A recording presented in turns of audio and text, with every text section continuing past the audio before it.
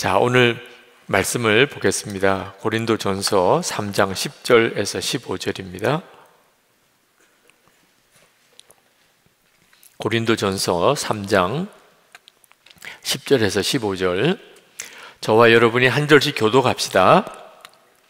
제가 먼저 읽겠습니다. 내게 주신 하나님의 은혜를 따라 내가 지혜로운 건축자와 같이 터를 닦아두매 다른 이가 그 위에 세우나 그러나 각각 어떻게 그 위에 세울까를 조심할지니라.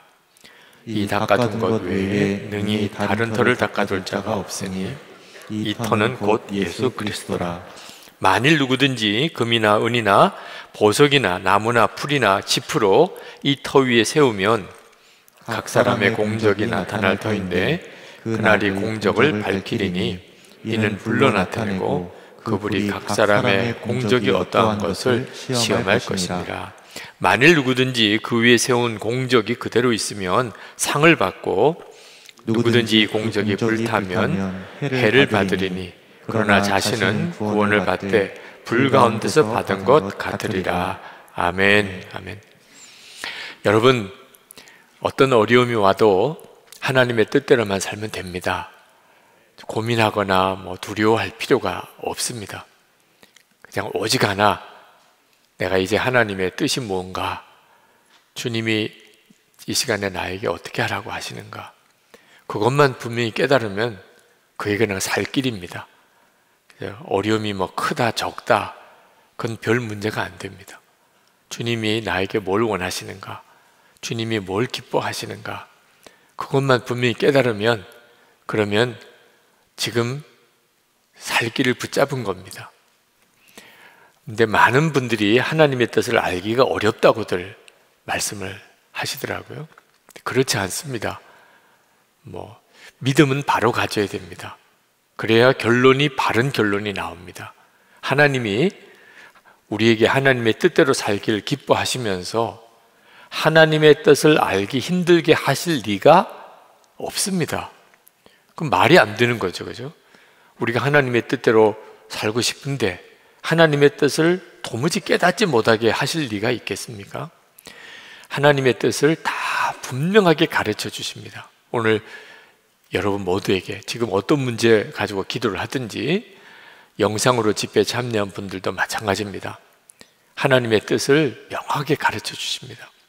물론 일주일 뒤에, 한 달 뒤에, 1년 뒤에 될 일에 대해서 말씀 안 해주실 수 있습니다. 아마 거의 안 해주십니다. 왜냐하면 우리에게 유익하니까. 이번 주간에 인터뷰하는데 어느 개그맨 되시는 분이 주식 투자를 한다고 그러더라고요. 하나님은 일주일 뒤에 될 일을 가르쳐 주시면 유익하겠습니까? 그랬더니 예, 그러더라고요. 주식 투자하는 사람은 일주일 뒤에 주가를 알면 얼마나 좋겠어요. 근데 사실은 손해입니다. 일주일 뒤에 무슨 일이 있을지, 한 달 뒤에 어떤 일이 있을지 우리에게 알게 해주면 인생 사는 기쁨이 하나도 없어집니다. 우리에게는 적어도 내일 일도 모르는 것이 우리에게는 더 유익합니다. 그럼 하나님이 뜻을 가르쳐 준다는 게 뭔가? 하나님은 꼭 한 발짝 앞에 내디디는 길만 가르쳐 주십니다. 그러면 충분합니다. 일주일 뒤에, 한 달 뒤에 말씀 안 해주셔도 지금 한 발짝 내디디는 것을 분명히 가르쳐 주시면 그대로만 가면 결국은 내가 잘 살았구나 그렇게 되는 거죠. 그러면 한 발짝 내디디는 길은 가르쳐 주실까요? 가르쳐 주십니다. 네. 여러분, 항상 기뻐하라 모르시는 말씀 아니잖아요, 그죠? 지금 어떤 형편이든지 너무 힘들고 재정적으로도 건강으로도 가정에서도 너무 어렵고 힘들어도 항상 기뻐하라. 그러면 가르쳐 준 거죠. 지금 범사에 감사하라 가르쳐 준 거잖아요. 믿음, 소망, 사랑 항상 있을 것인데 가르쳐 주셨잖아요. 원수도 사랑하라 가르쳐 주셨잖아요. 다 아시죠? 네. 여러분들은 하나님의 뜻 아는데 거의 100점짜리입니다. 100점.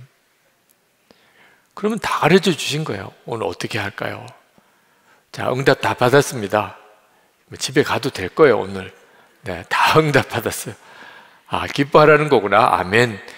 그리고 기뻐하고 가시면 돼요. 사랑하라는 거구나. 원수도 사랑하라는 거구나. 알겠습니다, 하나님.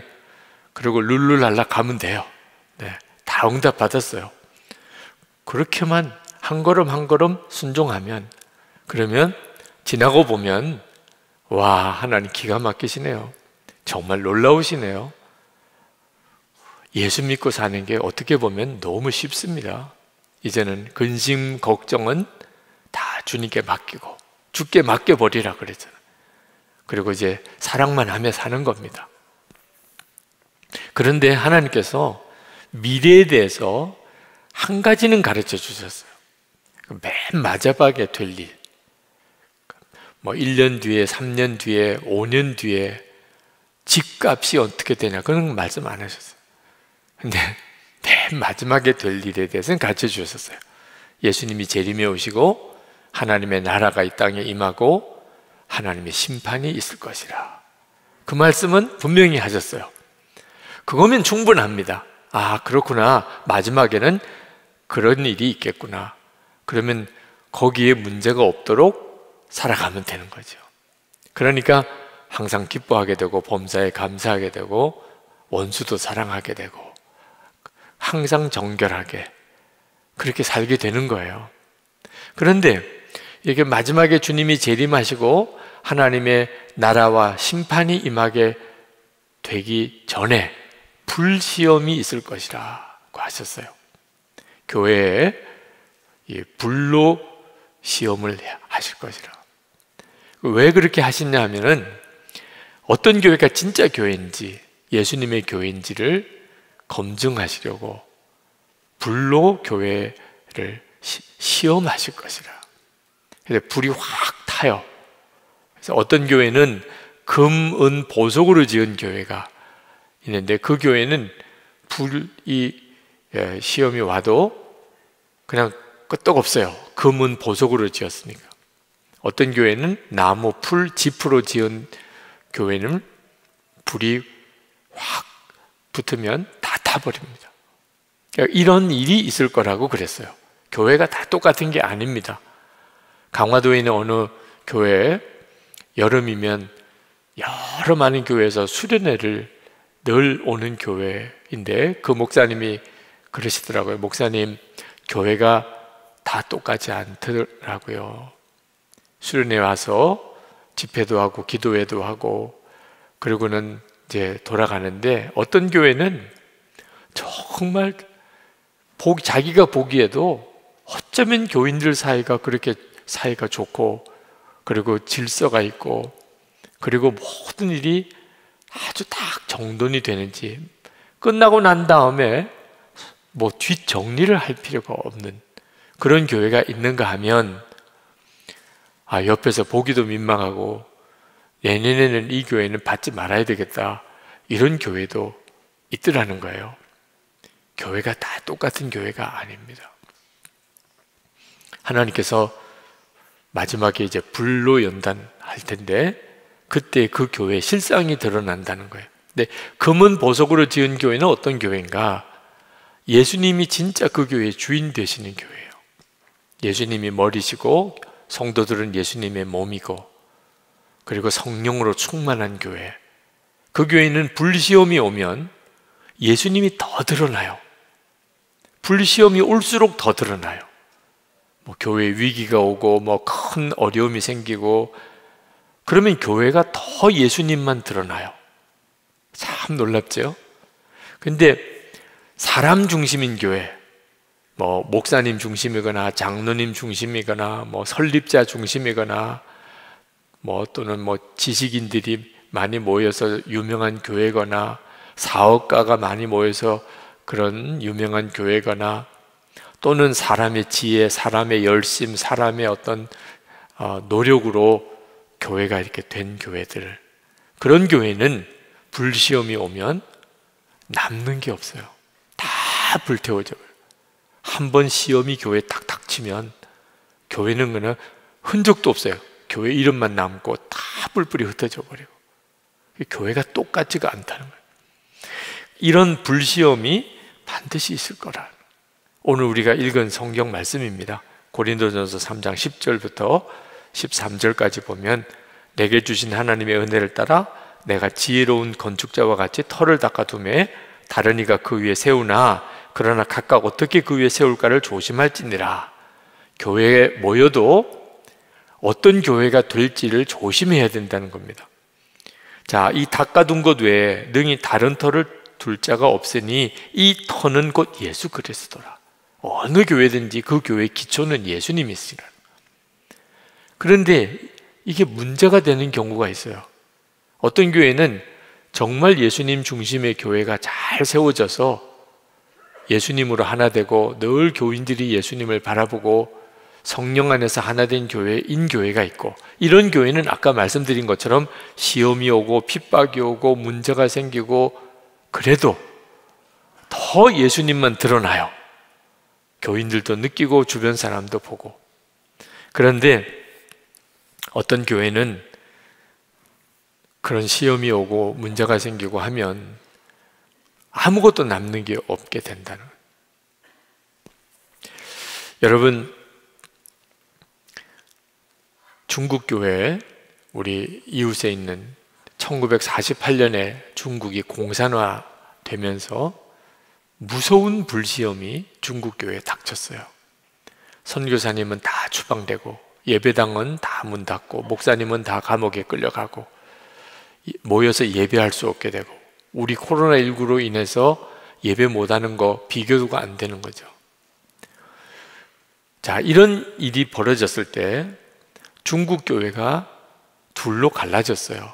하나는 완전히 무너진 교회가 생겼고, 하나는 오히려 더 예수님으로 아주 뚜렷하게 세워진 교회가 둘로 갈라졌어요.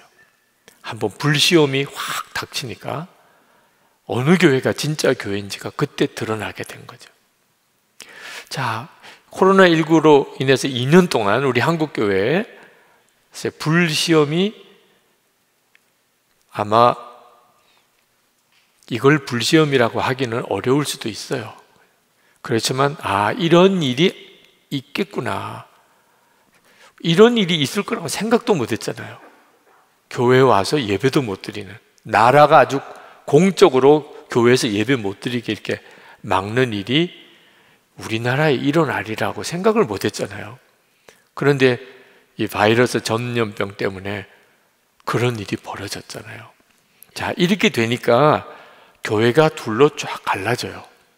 더 예수님으로 인하여 드러나서 교회가 온전하게 되는 교회가 있고, 모이지 못하니까 완전히 무너져 버리는 교회가 있는 거죠. 이런 일이 앞으로 있을 거라는 거예요. 여러분, 이 불시험에 대해서 영적 분별을 잘해야 되는데, 요즘에 유튜브에 아주 문제가 많은 영상물들이 많이 올라옵니다. 종말론에 대해서, 하나님의 심판에 대해서 별의별 내용의 가짜 뉴스와 같은 그런, 타이틀은 교회고 성경이고 하나님이고 하나님의 나라고 심판이고 이런 내용으로 도배가 되다시피 했지만, 내용은요 완전히 영적으로 악마적인 내용이 막 올라와 있어요. 그러니까 여러분, 유튜브를 보고 함부로 여러분의 영혼을 맡기면 큰일 납니다. 특히 자극적인 제목, 거기에는 제 이름도 나오더라고요. 제가 아주 마귀의 화신처럼 그렇게 나오는 유튜브도 있어요. 그래서 왜 그럴까 하고 봤더니, 그러면 더 많은 사람이 본대. 유기성 목사가 그런 사람이야? 그러고는 본대요. 내용 들어보면 별것도 아닌 내용인데 타이틀을 또 그렇게 타이틀을 붙여서, 이건 아마 마귀가 진짜 불시험이 뭔지를 분별하지 못하게 하려고 그렇게 무섭게 미혹을 하고 있다고 생각이 들어요. 여러분, 정말 정신 똑바로 차려야 할 때입니다. 영 분별도 잘해야 되고요. 무엇이 진짜 우리가 깨달아야 될 건지, 불시험이 도대체 어떻게 오는 건지 잘 여러분이 알아야 합니다. 최근 한국교회 위기라고들 이야기합니다.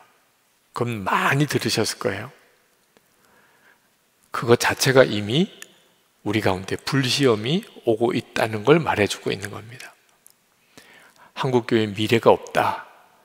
이제 한국교회 교인들이 거의 없어질 거다. 코로나19 끝나고 나면 교인들이 다시 교회에 안 모일 거다. 별의별 이야기들이 많아요. 그때 여러분, 우리는 어떻게 해야 되죠? 불시험은 왜 주는 거죠? 교회를 망하게 하려고 주는 게 아니고 진짜 교회를 드러내게 하시려고 불시험을 주는 거예요. 그러니까 힘들다, 어렵다, 도와주세요, 이렇게 기도하면 안 됩니다. 하나님이 우리에게 불시험을 주시는 이유는 힘들라고 주는 거예요. 어려우라고 주는 겁니다. 그런데 어렵다, 힘들다 그러면 하나님께서 어떻게 응답하세요? 그러니까 불시험을 우리에게 왔다 하고, 한국교회가 지금 큰 시련을 만났구나, 그러면 우리는 뭘 봐야 되는 거죠? 아, 이런 불시험을 거쳐서 예수님만 드러나는가? 성도도 교회도 더 예수님 중심의 교회와 성도가 되는가? 그게 하나님의 계획인 겁니다. 불시험을 통하여 금이나 은이나 보석으로 지은 교회는 끄떡없이 드러나는 거예요. 이게 우리의 중요한 관점이어야 됩니다. 지금 유럽이나 미국이나 한국이나 교회가 다 위기예요. 레슬리 뉴비긴 선교사님이라고 인도에서 사역하셨던 영국 선교사님입니다. 영국 교회가 인도로 선교사로 파송한 분이에요. 인도에 가서 참 대단하게 역사를 이루어내신 선교사님입니다. 근데 은퇴하시고 그리고 이제 본국 영국으로 돌아왔어요. 근데 영국으로 가서 충격을 받은 거예요. 지금 인도에는 복음의 역사가 막 일어나고 있어요. 그 힘들고 어려운 영국의 영적인 분위기에서도 복음은 능력 있게 거기 역사하고 있어요. 그걸 이분이 생생히 보았어요. 그런데 영국으로 돌아와 보니까 세상에 자기를 파송했던 영국이 지금 선교지가 되어 있는 겁니다.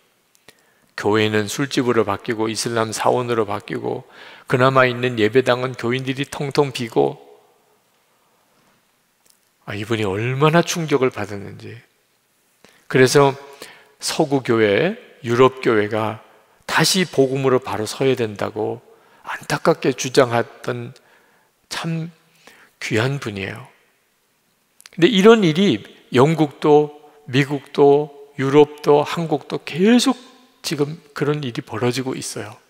하나님께서 진짜 교회인가, 정말 참 교회인가 하는 것을 우리에게 아주 혹독하게 지금 그 불시험을 겪게 하시고 있다고 봅니다.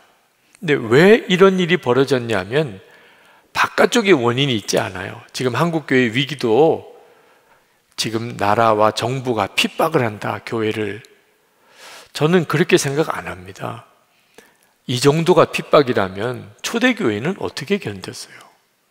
지금 우리나라 요 정도가 이걸 핍박이라고 말하면 중국 공산화 됐을 때는 중국은 교회가 어떻게 살아남았어요? 물론 보는 관점에 따라서는 교회 입장에서는 정부에서 하는 조치가 섭섭하기도 하고 교회를 잘 이해 못하는 점도 있고 때때로는 교회를 굉장히 어렵게 하는 일도 하기도 합니다. 그러나 그런 일은 2000년 역사 동안 내내 있었어요. 중요한 거는요, 우리 교회 안에서 벌어지는 겁니다. 교회 안에서. 우리가 언제부턴지 예수님을, 우리와 함께 계시는 주님을 바라보지 않게 됐어요. 사람 목사님, 사람 교인들만 바라보고, 교인도 어떤 교인이 진짜 교회 일꾼인 교인이에요? 돈도 좀 많고 또 사회적인 지위도 있고 그리고 또 영향력도 있고 공부도 많이 하고 이러면 아주 참 좋은 교인이라고. 언제부턴지 그런 기준을 가지고 보게 된 거예요. 교인들 보는 것도 서로 이렇게 차별해서 보기 시작한 거예요. 세상 기준하고 똑같이. 성령의 충만함을 잃어버린 거예요. 예수님의 교회가 어느 순간부터 아니게 된 거예요. 그러다 보니까 거짓 영들이 교회 안에 엄청나게 들어왔어요. 영적인 혼란이 극심해요. 그리고 이 지성, 하나님을 믿지 않는 이 세상 지성이 교회 성경책을 아주 난도질해요. 다원주의라고 하는 거짓된 포용하는 그런 사상이 신학교에서부터 교회 안에 들어와서 이제는 예수님만 믿어야 구원받는다, 이런 말을 하면 무식한 사람 취급을 받아요. 다른 종교도 있고 그런데 무슨 예수님만 믿어야 구원받는다고 하느냐, 이런 세상이 되어 가고 있어요. 그게 지금 교계의 현실처럼 되어가고 있어요. 유럽이나 미국은 뭐 말할 것도 없고요. 더 심각한 문제는 교인들 사이에 사랑이 엄청 식어버린 거예요. 이제는 꼴보기 싫은 교인 많아요. 마음에도 안 들고, 교회에 조금 적응이 되다 보면 이 교회도 있기 싫어. 그리고 다른 교회 가서도 조금 적응하다가 또 교인들 서로 알고 나면 여기도 있기 싫어. 비판적이고 용서라는 개념이 없어요. 하여튼 상대방의 허물은 엄청 커 보이고, 그리고 교회가 분열하고 싸우고 교인들끼리, 이건 진짜 끔찍한 일이죠. 왜 그러죠? 예수님, 터가 예수님인데 교회가, 그 점에 문제가 생긴 거예요. 성령의 충만함이 없는 거예요. 한 주간을 살았는데 그 교회 안에 간증거리가 없어요. 예수님이 그 교회의 주인이시고 교회와 함께 계시다면 하루를 살아도 간증이죠. 예수 동행기를 쓰면서 참 감사한 것은 그냥 매일이 간증거리예요. 매일이 일기를 읽고 댓글 달아드리고, 요즘에 제가 한 8분의 목사님과 함께 일기 나눔 방을 지금 하고 있는데 얼마나 그 일기를 읽으면서 은혜가 되는지, 그게 정상적이거든요. 예수님이 우리와 함께 계시니까. 그런데 한 주간 지나서 집사님 간증 좀 해주세요. 간증거리가 없어요. 그거라도 간증하세요. 예수님과 함께 한 주간 살았는데 간증거리가 없는 이 기적 같은 일이 제 인생에 벌어졌습니다. 그거라도 간증해 주세요. 참 이게 웃지 못할 일이 벌어진 거예요. 이렇게 되어버린 게 심각한 문제인 거죠. 교회 안에 간증이 없어지고 성도의 삶에 간증이 없어지고, 이런 교회는 이 불시험을 못 견딥니다. 이제 하나님이 불로 시험할 때가 올 텐데, 그때 나무나 잎이나 짚으로 세운 교회 다 불태워질 거예요. 이걸 명심해야 돼요. 그런데 교회만 아니고 교인들도 마찬가지예요. 15절에 보면 누구든지 그 공적이 불타면 해를 받으리니 그러나 자신은 구원을 받되 불 가운데서 받은 것 같으리라. 여러분, 이제 여러분이 구원을 받겠는데 불 가운데서 받을 거, 한번 불시험이 확 지나갈 거라는, 뭐 죽을 병에 걸리든지 또는 뭐 가족에게 문제가 생겼든지 도무지 견딜 수 없는 어떤 그런 정말 사랑하는 사람의 어떤 배신을 겪었든지, 또는 뭐 사별의 슬픔을 겪든지, 뭐 또 사업이 망하든지, 뭐 길거리에 낫는 그런 처지가 되든지, 막 정말 죽는 게 차라리 편하겠다 이런 생각에 막 시달리든지, 밤에 잠을 못 자는 일이 생기든지, 우리 인생을 살아가는 동안에 내가 지금 불 속에 들어갔구나, 이런 느낌을 받을 때가 개인도 온다는 거예요. 자, 그때 여러분이 진짜 나는 죽고 예수로 사는 믿음을 가졌다면 그 불시험을 통해서 예수님이 더 드러나요. 나는 죽었으니까 시험이 내게 어떻게 할 방법이 없어요. 불로 시험을 해도 내가 이미 죽은 걸. 그리고 내 안에 내 생명이 되신 예수님만 더 분명히 드러나요. 그래서 시험을 당한 성도들을 보면 둘로 갈라져요. 완전히 사람이 꺾어지고 믿음도 잃어버린 사람이 있고, 또 한 경우는 야, 이분이 진짜 예수님 생명이신 분이구나. 시험을 만났더니 예수님을 보는 것 같아요. 불시험이 하는 역할입니다. 개인도 교회도 똑같은 일을 우리에게 보여주는 거예요. 많은 그리스도인들이 진짜 부끄러운 거 자랑하고 살아요. 불시험을 만나기 전에는 그게 부끄러운 줄도 몰라요. 교회 먼저 나온 거 자랑하는 분이 있더라고. 당신은 언제부터 우리 교회 나왔어? 나보다 1년 늦게 나왔네. 눈 까라, 이런 말이죠. 네. 교인들 사이에도 언제 나왔느냐가 중요하다고. 언제 나왔느냐. 주님 앞에 불시험을 당해보면 그렇게 생각하고 말했던 게 얼마나 부끄러운지요. 주님이 성경에 말씀하셨어요. 나중된 자가 먼저 될 것이라. 그런데도 왜 그렇게 먼저 나온 걸 그렇게 중요하게 따지죠? 언제부터 나왔냐는, 언제부터 이 교회 교인이냐는. 이건 진짜 부끄러운 거예요. 자기가 다니는 교회가 평수가 몇 평인가를 자랑하는 거예요. 얼마나 예배당이 크냐, 교인이 몇 명이냐. 아니, 그게 그렇게 자랑거리가 되겠습니까? 하나님 앞에 갔을 때. 그런데도 그런 거 자랑하는 분들이 있어요. 헌금 많이 낸 거, 내가 얼마나 교회에 공이 많은가. 정말 자랑할 게 없으니까 그런 거나 자랑하고. 그런데 한번 불로 시험하면 그건 더 이상 자랑거리도 아니에요. 어떤 분은 방언을 못해서 아주 기가 죽어 산다는 분도 있더라고. 왜? 예수 믿는 것도 아니다고 이렇게 무시를 당해요. 방언도 못해? 당신은 예수 믿는 것도 아니야. 이렇게 늘 열등감 가지고 사는 분도 계시고, 또는 무슨 여러 가지 은사가 많다고 또 그것 때문에 막 교만한 사람들. 불시험을 만나보면 진짜 부끄러움을 당할 사람이에요. 바퍼 목사라고 별명이 있으신 유명한 우리 최일도 목사님이 그분 책에서 그런 이야기를 하셨어요. 전도사 시절에 어느 교회 가서 이제 사역을 하는데, 그 교회는 하여튼 기본은 방언을 다 해야 되는 교회인데 전도사인 자기가 방언을 못한대요. 그래서 교인들이 자기를 엄청 무시하더래요.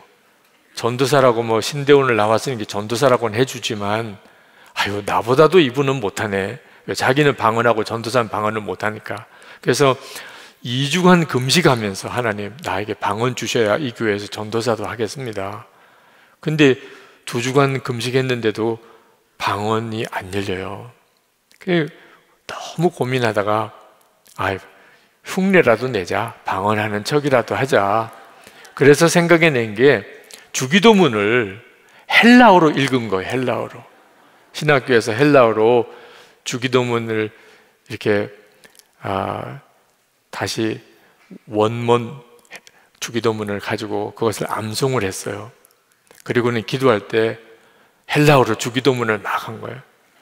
갑자기 교인들이 표정이 달라졌어요. 와, 우리 전도사님이 고급 방언을 하신다는 거예요. 엄청 유창한 방언이 열렸다고 보는 눈이 달라지더라고요, 한순간에. 근데 그 교회 권사님이 오라는 거예요. 그 권사님은 통변의 은사가 있는 거예요.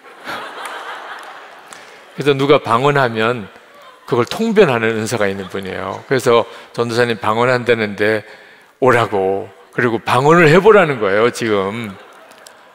정말 식은땀이 나더래요.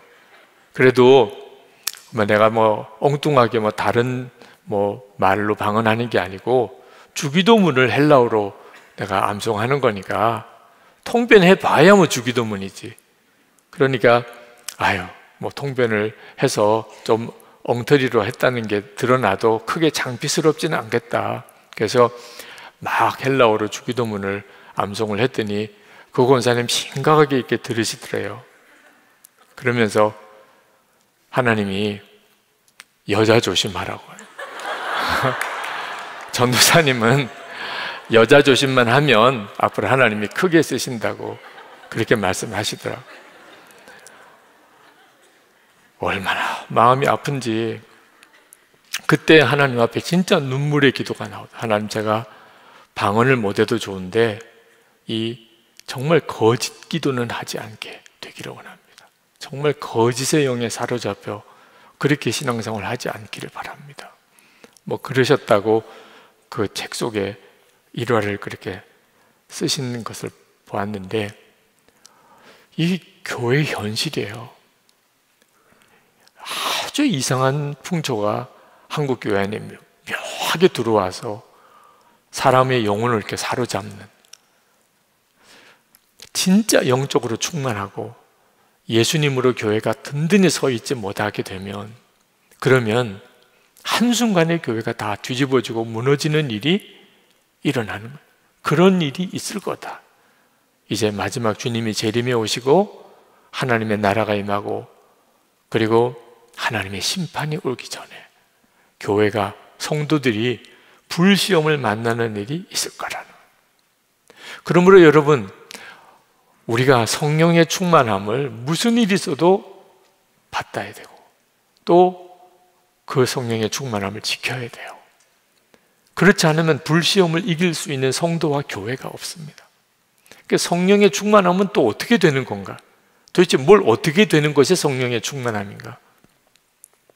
예수님의 임재하심이 분명히 믿어지는 것. 예수님이 지금 나와 함께 계시다. 그 믿어지는 것. 그러면 유혹이 오든 핍박이 오든 어떤 불시험이 오든 그 불시험에 무너지지 않아요. 오히려 그런 불시험이 예수님이 더 분명하게 드러나요. 주님이 지금 나와 함께 계시다. 이 사실이 믿어지면, 그러면 주님이 주의 영광을 드러냅니다. 불시험을 통하여. 평소에는 잘 모르다가 시험이 닥치면 그 성도와 교회는 예수님이 더 드러나요. 그래서 우리가 그렇게 주님과 동행하자, 주님을 바라보자, 매일 일기를 써가면서 그렇게 신앙생활을 하자고 권하는 거예요. 이제 불시험이 올 때가 있을 텐데 그때 우리 자신이 믿음을 지키고 교회가 흔들림이 없으려면 우리가 계속 주님을 바라봐야 하는 거예요. 요한복음 14장 18절 19절에 주님이 약속하셨어요. 내가 너희를 고아와 같이 버려두지 아니하고 너에게로 오리라. 조금 있으면 세상은 다시 나를 보지 못할 것이로되 너희는 나를 보리니 이는 내가 살아있고 너희도 살아있겠습니다. 너희가 나를 보리니. 우리가 예수님을 믿을 때 말씀 그대로 믿고 체험을 해야 돼요. 내 체험의 기준에서 성경을 판단하려고 하지 말고 분명히 성경에 내가 너희를 고아로 버려두지 않고 너에게로 오리라. 너희는 나를 보리라. 세상은 보지 못하겠지만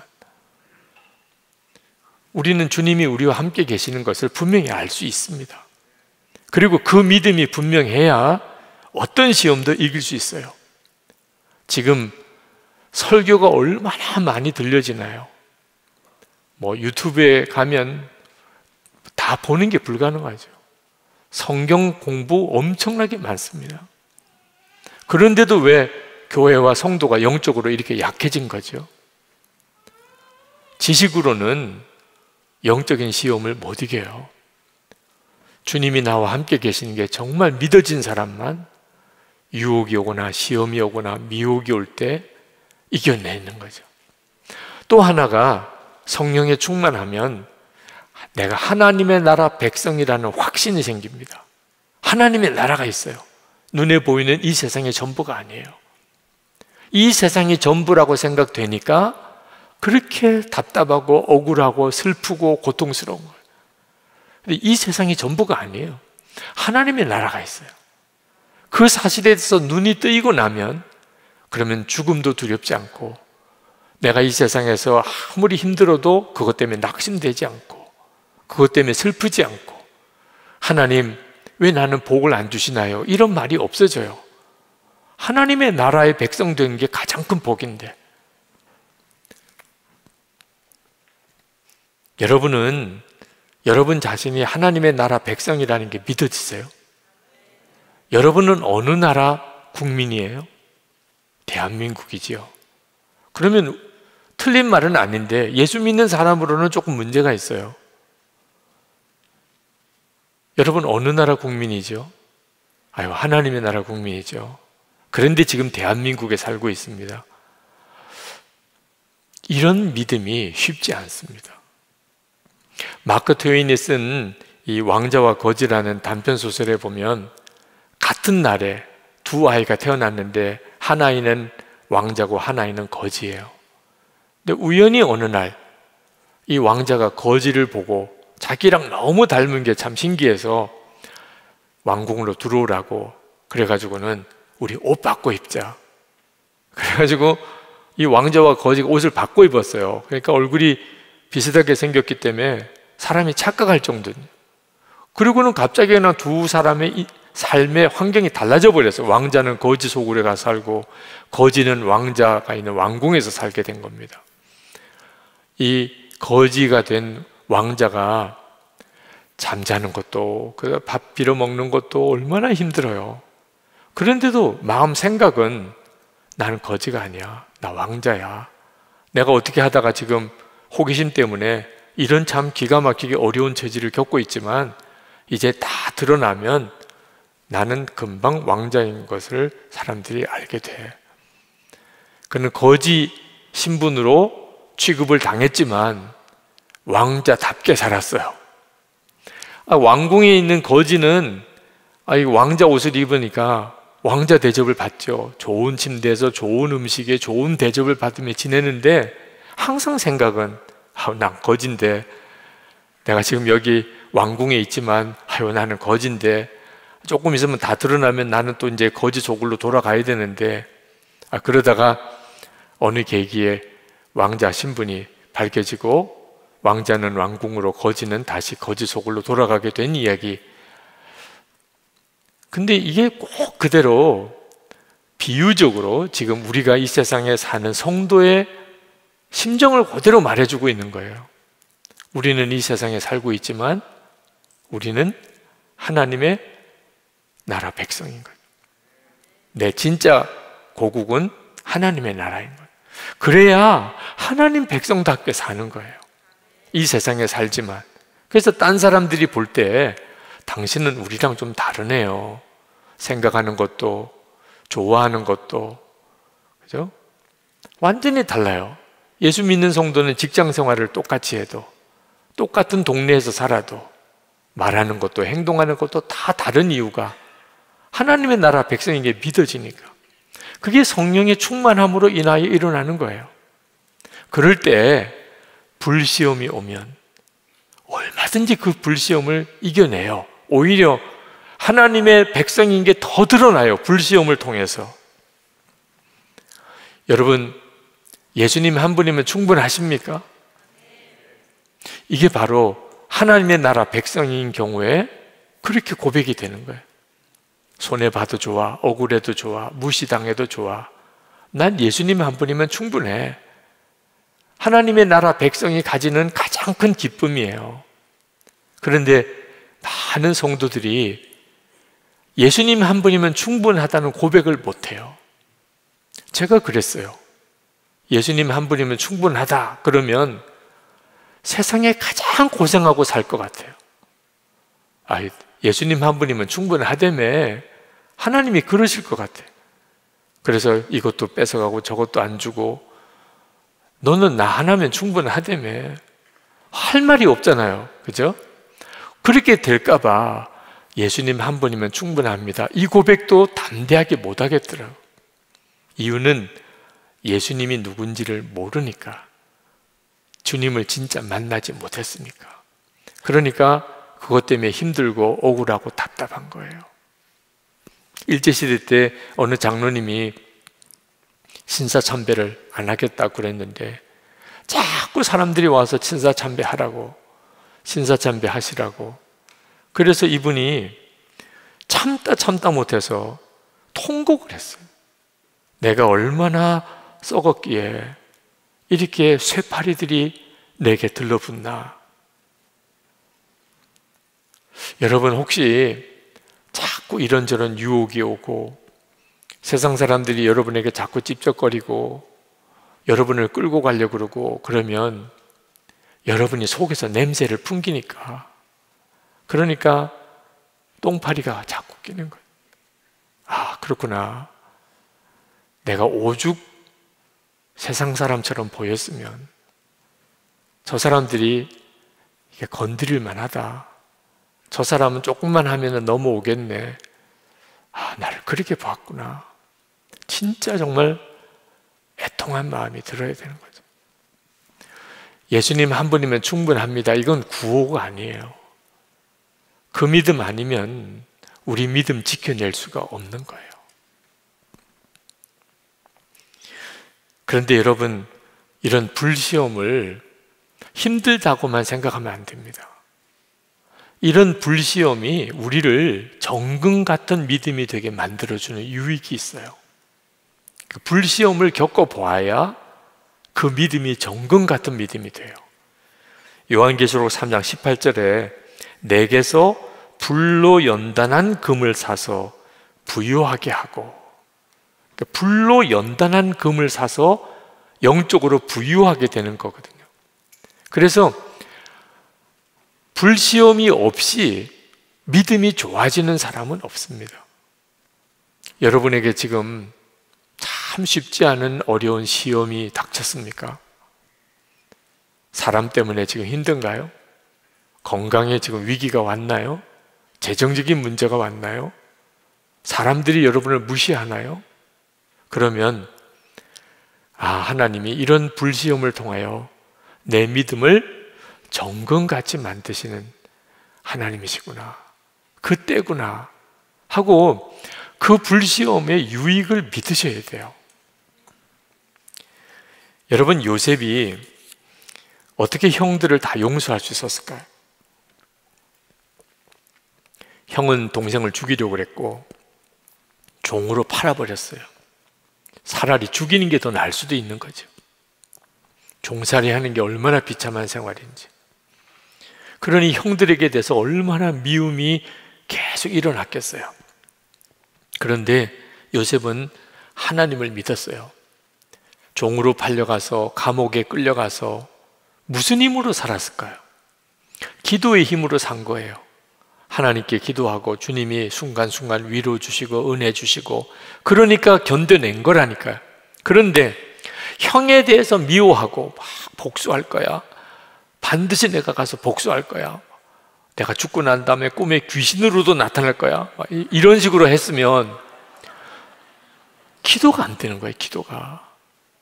기도를 해야 버텨내는데, 하나님의 응답이 있어야 견뎌내는데, 종살이하고 감옥에 끌려가서. 그런데 기도가 안 되면 진짜 죽는 거거든요. 그러니 기도가 살아나기 위해서는 형들을 용서해야 되는 거예요. 형 미워했다가는 하나님의 응답이 막히는 거예요. 하나님이 그 형들의 악함을 이용해서 요셉을 애굽으로 먼저 보내고, 그리고 총리가 되게 하는 길로 가게 하고 계신 분이 하나님이셨어요. 그러니 하나님이 형들을 미워하게 할 수가 없잖아요. 나중에 다 그들이 이스라엘 민족을 이룰 사람들이에요. 그러니 하나님께서 요셉에게 형을 용서해라, 미워하면 하나님께서 요셉의 기도의 응답을 딱 멈추시고, 요셉이 화들짝 놀라서 주여 용서하겠습니다, 그러면 다시 또 기도문이 열리고, 또 막 억울해서 미치겠다, 정말 그래서 입에서 막 욕이 나오면 또 기도가 막히고, 하나님 용서하겠습니다, 하여튼 하나님 기도문은 열어주십시오, 심령의 평강을 주십시오. 그러면 다시 회복이 되고, 그렇게 하다가 결국 요셉의 마음에 형들에 대한 미움 다 사라졌어요. 그러고 형을 만난 거예요. 그러고 난 다음에 형들에게 요셉이 말했잖아요. 창세기 45장 5절에 당신들이 나를 이곳에 팔았다고 해서 근심하지 마소서, 한탄하지 마소서. 하나님이 생명을 구원하시려고 나를 당신들보다 먼저 보내셨나이다. 요셉이 확실하게 깨달은 거예요. 이게 정금 같은 믿음이 된 거예요.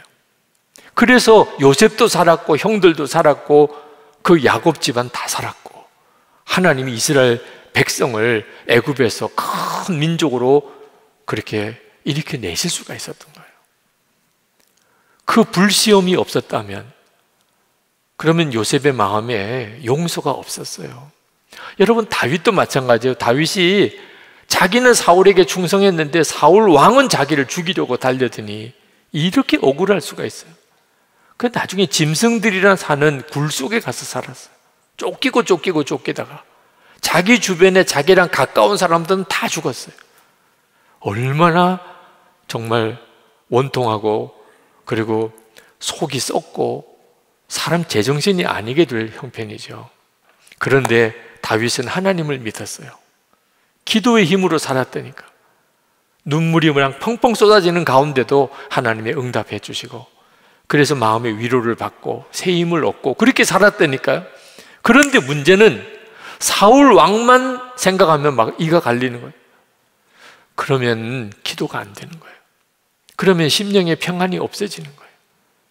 그러니까 또 회개하고 사울 왕을 미워했던 거 회개하고 무슨 이유인지 모르지만 하나님이 사울 왕을 미워하지 못하게 하는 거예요. 그래서 나중에 사울 왕을 죽일 수도 있는 기회가 왔는데도 죽이지 않죠. 2번이나 살려줍니다. 그는 자기를 죽이려고 오는데 자기는 사울 왕을 살려줘요. 그랬기 때문에 다윗이 온 이스라엘의 왕이 될 수 있었던 거예요. 만약에 다윗이 사울을 죽였으면 그러면 사울 지파와 그 다른 동족들은 다 다윗에게 등 돌렸을 거예요. 끝까지 사울 왕을 품어주고 그 손자 무비보셋을 왕자처럼 이렇게 여기면서 자기 밥상에서 같이 밥 먹고 사울 왕 죽은 것 때문에 그렇게 애통해하면서 장례 치러주고 그걸 사람들이 다 볼 거예요. 야, 다윗이 사울을 진짜 사랑했구나. 자기를 죽이려고 한 왕인데 그래서 마음이 확 모아진 거죠. 그게 어떻게 가능했어요? 불시험을 사울 왕에게 쫓기는 그 극한 어려움을 통해서 다윗의 믿음이 정금 같은 믿음이 된 거예요. 그래서 하나님이 다윗도 살리고 이스라엘도 살리고 다 살린 거죠. 여러분, 여러분에게 닥치는 불시험이 다 여러분을 해롭게 하려고 하는 게 아니에요. 여러분이 진짜 나 죽고 예수로 사는 그 믿음 갖게 하려고 쓸데없는 거 의지하는 거, 사람 의지하는 거, 세상에서 뭐 조금이라도 좋은 대접 받으려는 거, 세상에서 조금 편하게 지내보려고 하는 거, 세상에서 좀 자랑해 보려고 하는 거, 그건 나중 가면 다 쓸데없는 거니까 그건 다 불태워버리는 거예요. 붙잡지 말아야 될 거 다 불태워버리는 거예요.